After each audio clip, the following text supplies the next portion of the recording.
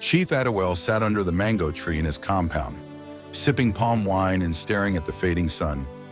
His heart brimmed with pride as he watched his daughter, Morenike, return from the stream. She was his only child, beautiful and graceful like her late mother. He had only one dream left before his bones grew too weak to see her marry into wealth and bring honor to their lineage. Morenike greeted him warmly, setting down the calabash of water. Her father's eyes softened. "You will soon leave me, my daughter," he said with a sigh, "but you will marry a man who will bring pride to our family." Morenike forced a smile, but deep inside she wished marriage was about love, not pride or gold. The next morning, Chief Adewale called Morenike to sit beside him as visitors arrived. Among them was Chief Ajayi, a wealthy cocoa merchant with a thick belly and greedy eyes. He came with his son, Dayo, a serious young man who barely spoke. Chief Ajayi dropped a heavy bag of money before Adewale, saying, "This is only the beginning of the bride price. Accept it, and your daughter will become the queen of my house." Morenike kept her eyes down, her heart sinking. She had never spoken to Dayo. She only knew him by reputation, arrogant, quick to anger, and obsessed with power. But her father's eyes gleamed at the sight of the money. That night, Morenike cried into her pillow, praying the gods would show her a way out. At dawn, Morenike went to fetch water before the compound awoke.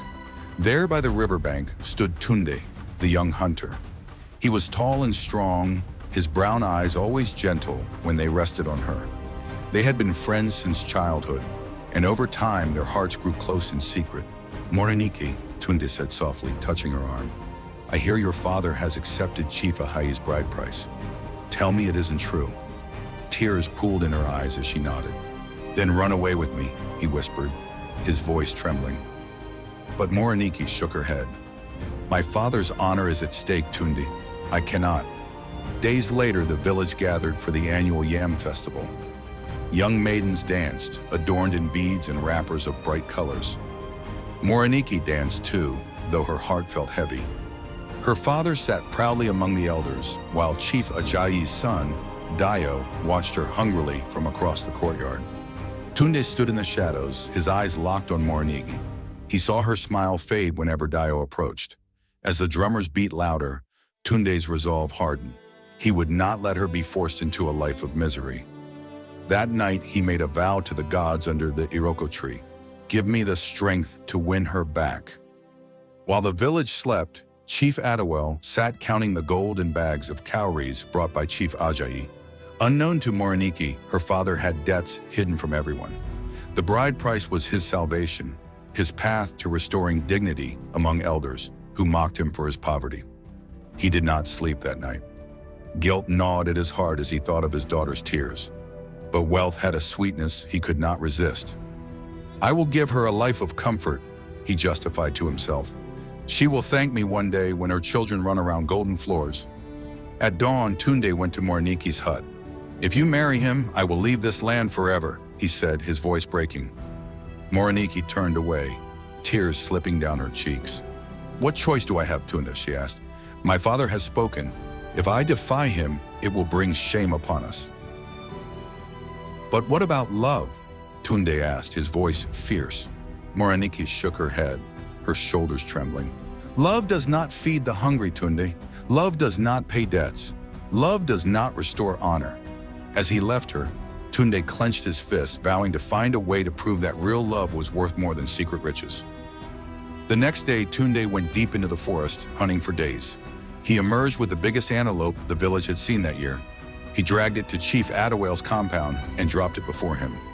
"This is for you, Baba," he said, his chest heaving with exhaustion. The old man stared at the antelope in shock. "Why would you bring me this?" he asked. Tunde bowed low. "Because I love Morenike, and I want to prove that I can provide for her. I may not have gold, but I have strength, courage, and a heart that will never harm her." Chief Adewale was silent, torn between pride and greed. That evening, Chief Adewale sat before his shrine, torn by conflict. On one hand was the bride price of gold that would save his name.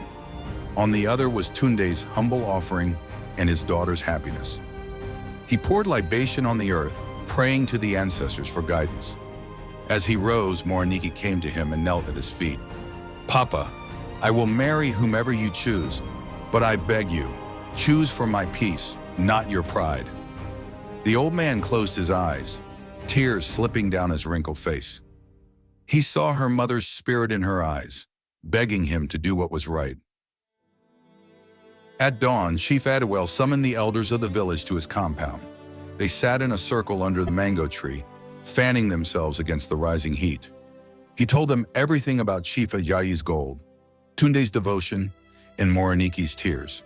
The elders nodded solemnly, stroking their gray beards in thought. Finally, Elder Bamidel spoke.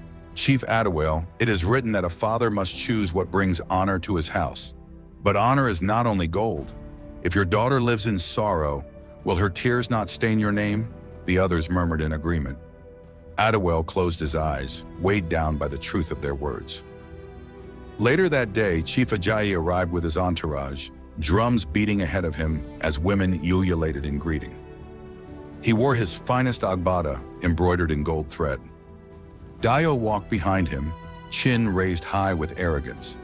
They sat on velvet mats, waiting to finalize the marriage rites.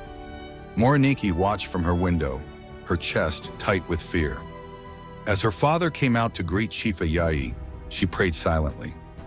Tunde stood at the back of the crowd, eyes locked on her face. Their gazes met, and in that moment, her tears fell freely. She knew her fate would be decided today. Chief Adewale stood before Chief Ajayi, his heart pounding. He swallowed hard and spoke. "I am grateful for your gifts and the honor you bring, but I cannot give my daughter to your son." Gasps rose from the crowd. Chief Ajayi's eyes bulged in anger. "What nonsense is this, Adewale? Have you lost your mind?" "I have found my mind," Adewale replied calmly. "I have found my soul again. My daughter deserves love, not chains of gold. I return your bride price." He gestured, and his servants carried out the bags of gold and cowries. Chief Ajayi's face twisted with rage as the village watched silently. "You dare to insult me before these people?" Chief Ajayi roared, his voice shaking the trees. Dio stepped forward, fists clenched. "We will make you pay for this disgrace," he spat. Chief Ajayi rose, pointing at Adewale. "You will regret this. Your poverty will consume you and your daughter. Remember my words." They stormed out, leaving behind silence and dust. Morenike ran into her father's arms, sobbing with relief. Tunde approached slowly, bowing deeply before Adewale. The old man raised him up and placed Morenike's hands in his. "Love her well, Tunde. Love is worth more than gold," he whispered, his eyes shining with tears. That evening, the village erupted in celebration. Women danced in circles, praising Adewale for his wisdom.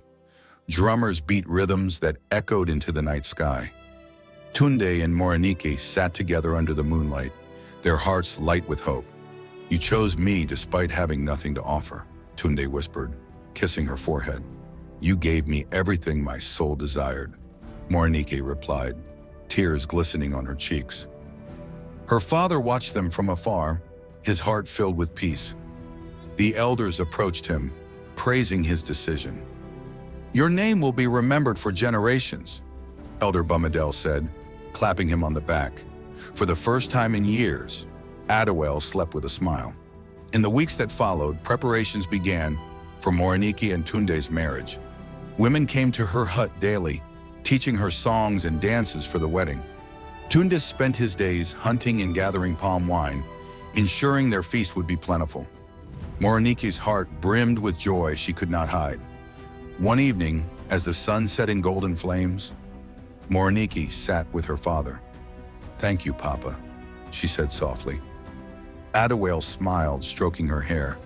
"May your marriage be filled with laughter, my child. You have shown me that love is the true bride price, greater than any gold can buy."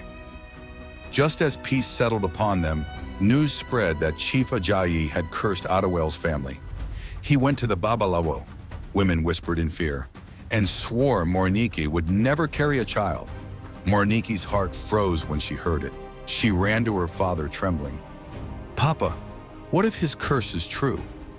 Chief Adewale gathered her in his arms. "No curse is stronger than the God's will," he said.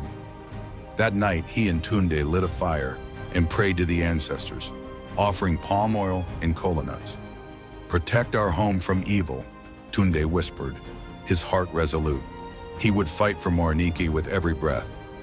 At dawn, the village priest arrived, summoned by Adewale to cleanse their home. He circled the compound 3 times, chanting prayers and sprinkling sacred water mixed with camwood.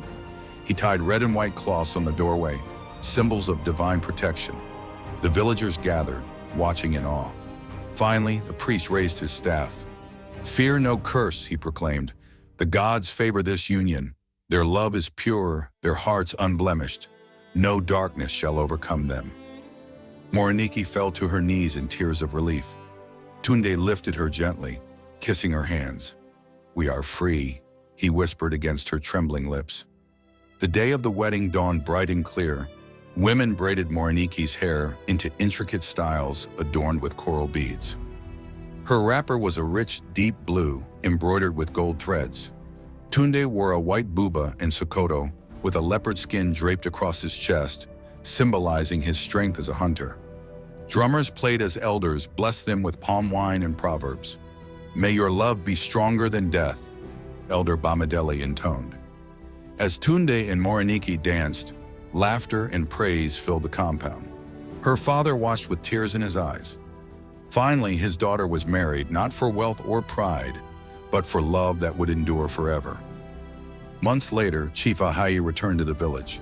His cocoa trade had collapsed after a fire consumed his storehouses.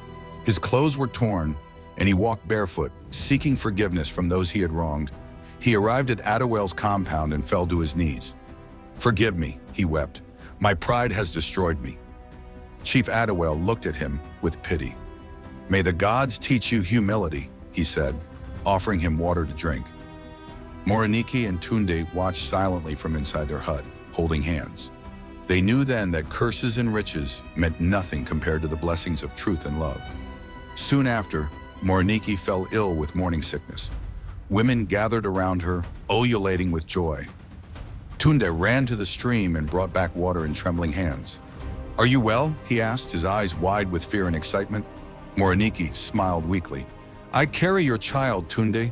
The gods have answered our prayers." When Chief Adewale heard the news, he danced barefoot under the mango tree, praising his ancestors. The village erupted in celebration again. Elders blessed Tunde, telling him to care for his wife gently. As Morenike lay in their hut that night, she placed his hand on her belly. "Our love will live on," she whispered. Years later, under the same mango tree, Morenike and Tunde sat watching their children play. The sun set in golden beauty, casting its glow upon their peaceful home. Chief Adewale, now old and frail, sat beside them with a peaceful smile. "When I die," he said softly, "bury me near this tree. It is where I found true wealth." Tunde took Morenike's hand and kissed it. "You are my bride price, my love, my honor, and my gold," he whispered. Morenike closed her eyes, tears slipping down her cheeks. In that moment, she knew love was worth more than gold, more than pride, more than secret riches.